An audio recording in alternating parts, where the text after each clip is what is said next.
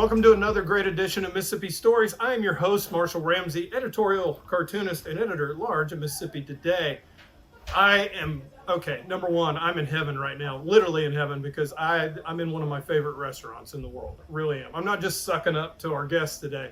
I have been eating at the Ajax for nearly as long as I've lived in Mississippi, and I've lived here nearly, a long time. One of my favorites, a great place for comfort food. Of course, we have got its founder, Randy Yates, with us. Randy, man, actually shake your hand. Thank you for so many great memories. Yeah, nice to finally meet you. Big fan. It's a good place to come if you're bringing friends, if so forth and everything. But I just, Mary Margaret White, who's with Mississippi Today, she said, "Oh, you got to interview Randy." And I said, "Yeah, I got to meet him because I followed you on Twitter for years and everything else. So I'm a fan." So anyway, that's the end of the suck up part of the program. Thank you for having. Started in 1997. Yep. That's amazing. Yeah. How long do you think it would go? I've never been asked that. When you start a restaurant, what I tell everybody is try to think of every reason it won't work. Yeah. Try to talk yourself out of it, and if you can't, then it might be a good idea. But I don't know. You hope forever when you start a business. Well, I guess nobody comes in and says, "Yeah, I'm going to fail in 6 months." Yeah. Just give me a year. Yeah. I don't know. Yeah, I mean that's the thing. Well, and the only reason I say that I think everybody should work in food at one point in their life. I think that's important. Or service. Or service. Learning how to get along with people. Yeah. And I'm a big fan, of course, of watching Restaurant Rescue and all those shows like that where they go in and so forth. And one of the things that I've always found amazing about this restaurant is your menu it's pretty complex. You've got a lot of good things on there and so forth, and you do it all well. Well, thank you. It's kind of a greatest hits after 25 years. You got a million things that you'd like to add on a menu, but you have to take something off too. And if I'd been smart when we opened, it had been just burgers and chicken tenders. Yeah. And I'd be retired now. Living on a beach somewhere. Yeah, but I have to have like the Chinese menu where we've got something for everyone. Yeah. So, but I got a lot of great cooks that have been here a really long time. Yeah, country fried steak, gravy, meatloaf. I'm just thinking off some of the great hits. All the vegetables I'm good with. Gravy pays the bills. Gravy's amazing. Yeah. It really is. In fact, I poured on my napkin and ate it, so it's pretty good on that. 97, you had some partners. You eventually bought them out. I was just thinking about the time, that window of time, and I'm sitting here, we're on the Oxford Square, how Oxford has changed since 1997. We had, everybody always says, pre-Eli, post-Eli. The Eli effect is true, but it's also when we got lights up here at the stadium. Yeah. Because I'm from Jackson, and that's right. City Grocery opened in 92, and I was the bar manager when I was in grad school. And so I think I worked more ball game weekends than anybody in the state of Mississippi now, because we moved up here right when I moved up here. Yeah. 39 years of football seasons. 39 years of football seasons. Yeah, which I would imagine would be like Christmas for most retailers, because you're just packed. Yeah, and then it's after Christmas. Yeah. It gets real slow. It's all busy at one time. Yeah. And slow during the week. Yeah, I know. One time I taught intercession at Ole Miss, taught intercession class, and it was like being destined in Thanksgiving. Yeah, it gets pretty desolate for January and February. Great time to visit Oxford and eat. Yeah, but you've been in this same location the whole time, right? Yeah. Yeah. And I, looking around, and I never really understood when I learned about how you came up with the name Ajax Diner. It's named after somebody pretty special. Yeah, it's my grandfather and my dad. They're both Andrew Jackson Yates. So my grandfather was AJ and my dad was Jack. But my grandfather told me that when he was in college at Auburn, he was the house steward, and everybody came to try his food. It was so good, and his nickname was Ajax. And we thought for months of trying to come up with a name for this place, and it just popped in my head one day. But I think it's good to have a family. It's a family style restaurant, and my grandfather was really big on the Neshoba County Fair, so a lot of this is kind of based on our fair house. Recipes. Now, where is the fair house? Where are y'all located? It was on the square. You were on the square, yeah. Founder Square, folks.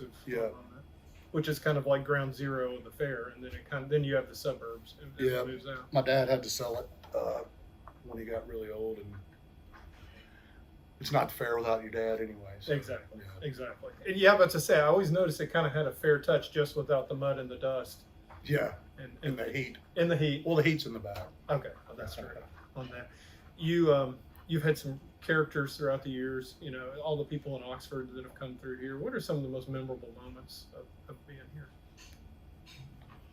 Oh, Man, I'm hitting you with like, did you think about failing? Sorry about that. That was a really bad question, but well, Larry Brown used to eat back here in this back booth with his wife every Friday. oh wow, And God, I miss him. everybody, yeah, me too. And of course, Ron Shapiro, everybody Yeah, Ron's out. in Oxford knew and loved Ron. I'd say having the Mannings eat every Friday before the home games when Eli was here. That's the Big Easy on our menu is what Eli used to order, Yeah, but on a sandwich because his nickname was Easy, Big because he's from the Big Easy, Yeah. and he's Easy E because he's so easy going. So Big Easy's named after Eli. I don't think anybody knows that anymore. oh wow. The Deuces. But Well, yeah, well, that's easier pretty to obvious. tell. Yeah. So, have you think about doing a Ronzo burger or something like that? Ronzo's got a salad. He does a salad. Ronzo's actually on, I think, 4 different restaurants' menus. That makes with sense. some name. Yeah. One in Memphis and I think 3 here. And I was eating. It was at another restaurant on the square, but I remember the first time he came first time I met him, he was roaring around on his bike, and came in and saw Sparky Reardon and was speaking with him for a few minutes, and I was like, 2 icons. I know it. Yeah. I just like literally, is Elvis Yeah. going to come in and we're going to start playing cards or something? Elvis probably wouldn't have gotten noticed. I don't think with so those either. two. I've known Sparky longer than I've known Ron. Sparky, you know, one of the reasons why I'm up here is to talk to the Chancellor's leadership class, and Sparky always used to invite me up. And Sparky told me one of the greatest pieces of wisdom in Mississippi history. He said, "There's always a car broken down on the side of I-55 in Holmes County," and he told me that, and I was like, "Sparky, yeah, whatever. I have been doing it for nearly 30 years and have seen a car broken down in Holmes County. And one time I broke down. He'd know. I He think would. I've broken down in Holmes Yeah. County. You mentioned you grew up in Jackson, and I've always said, you know, and I've lived in Atlanta, Houston, Knoxville, San Diego. Jackson punches way above its weight for restaurants, and I'd say Oxford does too. When you were growing up, how did restaurants influence you, and what restaurants were the ones that kind of like you feel like that their DNA is in this restaurant? Jackson's kind of unique in that it's not Italian restaurants, it's Greeks. Yeah. And so my parents would eat at Purcell's every Saturday night. We grew up in South Jackson. Still my favorite restaurant. And my first restaurant job was at Primo's Northgate, Yeah. wearing a gold jacket and a black bow tie. And I worked at the Primo's on North State. And then the Cherokee was home away from home. And I worked there a little while, learned more from Chip Angelo than just about anybody. And now I'm kind of rudderless when I go to Jackson without the Cherokee. Yeah, no kidding. It was home base. Yeah, when they moved it, it seemed like it just never could recover after that. I think just the demographics change over 20 or 30 years. The neighborhoods change. And, Yeah. it's too bad because it had everything there was made from scratch, which you don't really get in a Right. beer joint much. But Yeah. everything was made from scratch. Yeah. And then you got the Mayflower and Yeah. the Greek seafood in Jackson is what I think really elevates It's just fantastic. I gained 40 pounds when I moved here. it. I definitely did in Mississippi. Of course, it's not hard to do. Yeah, And I have a feeling if I lived up here, I'd probably eat here at least once or twice a week. maybe I need to move away for a while. No, you need to stay here. It'd be good. I'm just lose 40 pounds. Look, we're all sitting here right now unwinding from the pandemic. But restaurant owners definitely took it on the chin about as hard as anybody. You guys had to learn how to dance really fast to stay alive during that time. How did you survive that time? Barely. Yeah, with a good therapist. Yeah. We were actually closed for 4 months, and the landlord decided to put a new kitchen floor in, and so we were off for 4 months. And we came back from having 50 employees to about 12 or 15, and we did only carb service for several months. And so we had to go online, do a new website. We had to really lighten up our menu a lot, and just kind of we did our lunch menu night and dinner, and it's only in the last year we gotten back to entrees at night. Yeah. We changed. We basically started from scratch. Wow. And it was terrifying. Yeah, Because everybody. yeah, I could imagine. But it seems like, well, the one thing I think we all missed was the fact just going out and going to have a good meal. Yeah. It seems like it picked up once everybody kind of felt comfortable again. Yeah. Definitely is one of the most missed things. But food delivery became such a huge part Yeah, of the then business too. about to say that was the thing, because then you had trouble with getting food, like you said, Yeah. from your suppliers, and then you had people problems probably. I know That's everybody. that's ongoing Yeah. too. It's really the labor markets. Really. Oxford's so expensive to live in. It's really hard Yeah. to find labor around here. Well, we've got a lot of restaurants too. Yeah. Yeah, a lot of competition on that. And that's one thing I think Ajax is very uniquely kind of positioned on the square. You know, this is like you can get a good affordable meal here, good comfort food and so forth. So I hope so. Try to keep it that way. that's the plan. Well, gosh, I'm trying to think about any other great things I want to ask you, because I got you here. Like I said, I'm a fan, and it's just nice to get to meet you I officially appreciate it. on that. And thanks for taking the time to do this a little bit. But is any advice you'd have to anybody who wants to get into this business?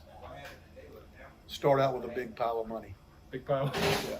Ron Spiro said, "How do you make a small fortune in Oxford? Yeah. Start out with a big one."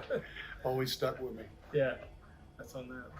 But well, you're still, like I said, this will be your 26th year coming up. 26. That'll be 27. October 22nd. Congratulations! Happy Thank you. birthday! Appreciate A it. big celebration.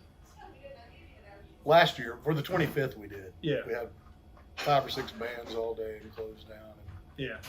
had every bunch of employees came back. Oh, that's It was cool. great. Yeah. Yeah. I was trying to think. I was thinking Brandon Atkinson was a long time worked here down in New Orleans now. He's sitting at the Oh, bar. he's sitting at He's the back bar? here. Okay, he's Yeah, back here, his okay. dad retired from the Okay. restaurant. Brandon went down there to run it for a couple of years. Yeah. So he's back. Good. Yeah, and he's been back a couple of years. He's Okay. a right-hand man. Yeah, I mean, you've been written up in Southern Living, Garden and Gun, and I was reading that piece. That's where I found out about Brandon and all that. So. Yeah, he's sitting at the bar. Yeah, very good. We won't talk too loud. We don't want to give him a big head or anything Yeah. on that. Anything else? I got nothing. I got nothing. You and me got nothing on it. Look, I got to tell you, thank you for the tea, by the way. Sure. A little caffeine's never a bad thing. But also, thank you for all the great meals, and thank you for being such an institution in Oxford. Like I said, you've watched a lot of things change. The town's exploded and just continues to grow. It's pretty crazy. Yeah, and they keep putting roundabouts everywhere. Everywhere. Yeah, we were just talking about that. I was out on Jackson Avenue and nearly got killed 3 times. It was exciting. On that. Well, I tell you what, Randy, thank you so much. Thank you, Marshall. All right. Great to meet you. Good to meet you. And I tell you what, hey, thank you for watching. And if you'd like to watch any past episodes, you can go to MississippiToday.org. And on top of that, you can see some of our great coverage and a few, okay cartoons.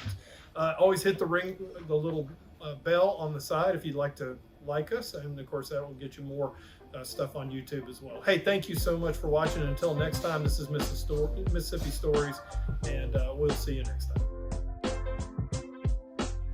Thank you for watching this episode of Mississippi Stories. Make sure to subscribe to the Mississippi Today YouTube channel and click the bell to be notified every time a new video uploads.